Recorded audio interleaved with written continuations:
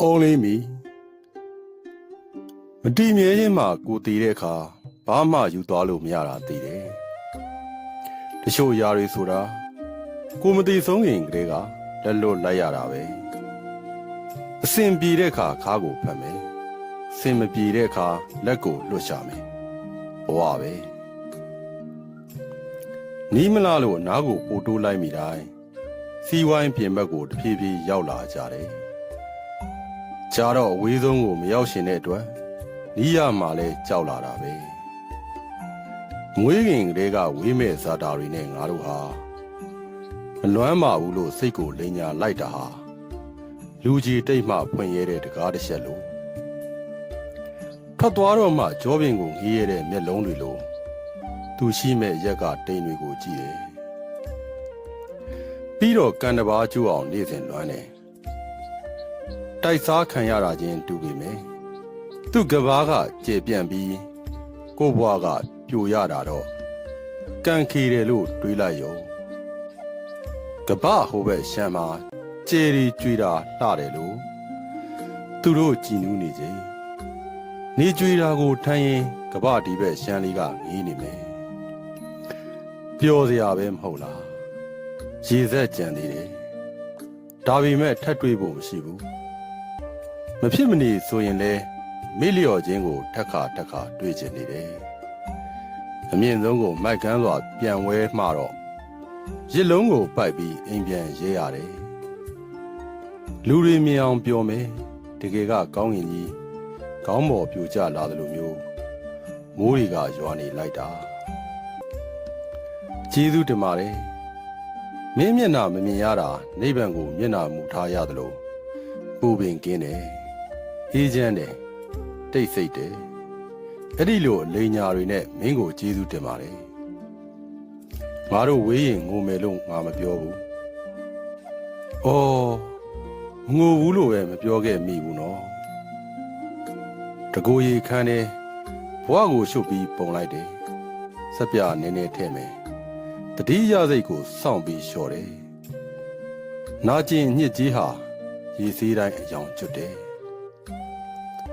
ဖော်ရွေစွာဆက်ဆံပြီးတယောက်ဘဝတွေကအရာတွေကို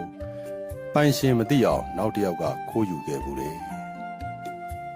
မျက်ရည်ကြောင့်ဖြစ်တည်လာတဲ့တတိဆိုတာလေမွေးရပါအသေးမှာအဲ့ရာကလေးနဲ့ပေါ့ဆက်အနာဆုံးအချိန်ဆိုတာပျောက်ဆုံးမှုတစ်ခုအတွက်မျက်နှာကိုလှဆုံးပြုံးပြီးရင်ဘက်ကိုမလုံးမချုံဖုံးထားရတယ်လို့မျိုးမလွမ်းမှုလို့ဟန်ဆောင်လိုက်တယ်တိတ်ပြီးပြည်ပြင်းတာပဲလို့မင်းကိုထင်စေခြင်းုံကလွဲပြီးတကယ်ကြီးလွမ်းနေရတာတခုခုကိုတတိယနေသည်မင်းတန်ရာတွေကြက်မှာမဟုတ်ဘူးဘဝမှာမျက်ရည်ကင်းကင်းရှင်တန်ခြင်းလာရင်မင်းကိုမင်းအောင်မေ့ထားဖို့လိုလိမ့်မယ်သူများတွေဆုံးရှုံးတော့ကိုပကုံးမှာတင်ပြီးယုံပေးခဲ့တယ်လို့ကိုပြိုလဲတော့ဘယ်သူပကုံးကိုပြေးဖက်ပြီးငိုရမလဲဘွားကပင်နီးနဲ့မှပြန်ဖွင့်လို့မရတဲ့စူဘူးကလေးတစ်လုံးလိုပဲအမှတ်မရှိခြင်းတွေကိုပဲတည်တဲ့အထိစူဆောင်းထားခဲ့ရတယ်နားလေပါတယ်ဆိုပြီးဝင်လာတော့လဲသူတို့ပဲနားမလည်နိုင်စရာတွေနဲ့ထားခဲ့တော့လဲသူတို့ပဲတန်ရောစဉ်ဟာပြက်လွယ်ဖတ်ထားတဲ့လက်ကိုကြော်ပြီးပခုံးပေါ်နင်းတက်လာသူတွေရှိတယ်ကို့အထိကိုက်တွေကိုကြည့်လောင်ပြောင်ယုံတီးတန့်ဟာတလို့ရက်ကြည်နူသူတွေရှိတယ်တစုံတယောက်လာရောက်တဲ့အခါကို့ဘဝတကားကတတိပေးတာကိုဖတ်ပါမွေးရပါမာရွတ်တွေနဲ့မို့ကျေးဇူးပြု၍ဘယ်တန်ရာမှတကားမခောက်ပါနဲ့ကိုမနှစ်သက်တဲ့စကားတွေကိုတပားသူတွေပြောတာတဲ့ကိုနှလုံးသားရဲ့နီးတစ်ဝိုက်ကလူတွေပြောမှာကိုပို့လို့ခံရခတ်ပါတယ်တချို့မိကုန်းတွေကြပြန်တော့လေအပြေမပေါ်ပဲပျောက်ကွယ်သွားကြတယ်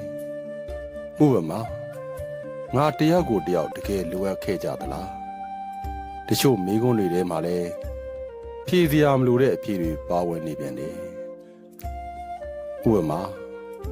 မင်းငါ့ကိုသတိမရတော့ဘူးမဟုတ်လားနာစရာနဲ့ဖြေဖို့တောင်မပတ်သက်ခဲ့ကြသူတွေမှာလွမ်းတဲ့အခါဖြေစရာမဲ့လာတယ်ဘာနဲ့ဖြေမလဲတရားနဲ့ပဲလားဝေးပြီဆိုရင်ဘယ်ရင်ဘက်မှအကောင်းတိုင်းမကြံတတ်လို့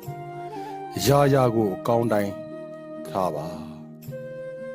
တန်ရင်စေးလွန်ရင်ပေတဲ့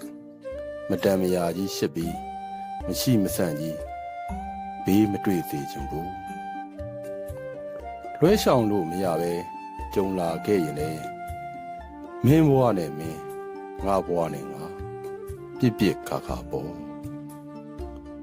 ဆန္ဒတွေလည်းမရှိတော့ဘူးမျှော်လင့်ချက်တွေလည်းမရှိတော့ဘူး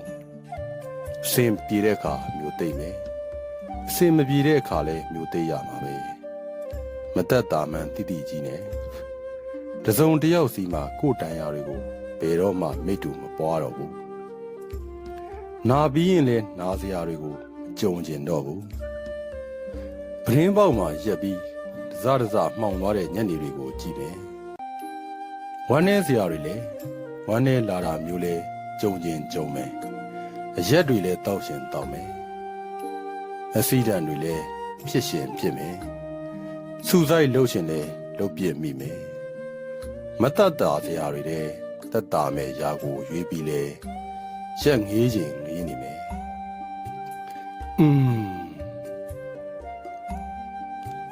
အဲ့ဒါဘွားလို့ခေါ်တယ်ကြပြဆရာနှွေတင်ငိမ့်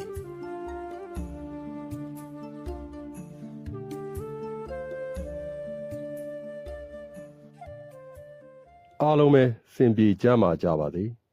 မနှက်ဖြန်တိုင်းမှာအပြုံးနဲ့စုံကြမယ်